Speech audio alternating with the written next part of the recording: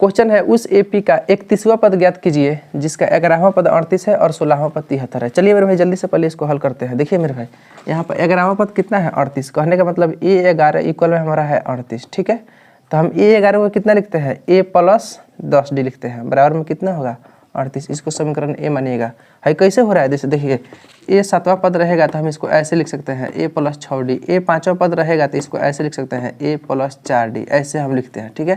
तो A 11वां पद है तो हम इसको कितना लिखेंगे A प्लस 10D। कहने का मतलब भाई अंक जो है ना उसमें से वो घटा के और D से गुना कर देते हैं। समीकरण नंबर 1 हो गया।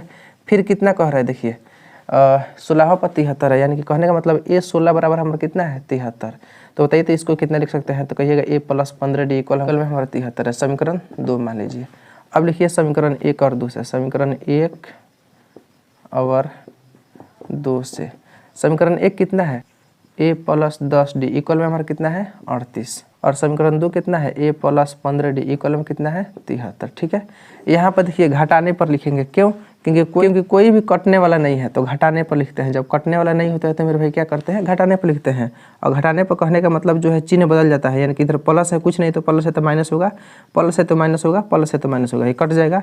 15 में से 10 गया माइनस के 5D, और 73 में से 38 गया माइनस पहले लगा दी चूँकि ज़्यादा है, 13 में से 5 गया 8, और ये बचा 6 में से 3 गया 3, माइनस माइनस कट गया, D बराबर कितना बचा 35/5, और कहिएगा D बराबर कितना आ गया 7। ये आपका D बराबर 7 आ गया, ठीक है। अब क्या करना है देखिए यहाँ पे D का मान समीकरण 1 में रखना है। किस में मेरे भाई, कहिएगा समीकरण 1 में रखना है, ठीक है 1 में।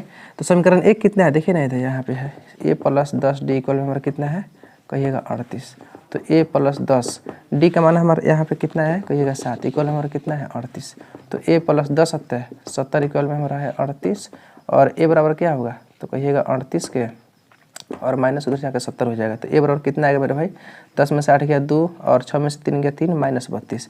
यानी कहने का मतलब A बराबर माइनस 32 आ गया और D बराबर 7। तो देखिए क्या कह रहा है 31वां पद कह रहा है, तो A 31 यानी कि कितना होगा A प्लस 30 के D, ठीक है।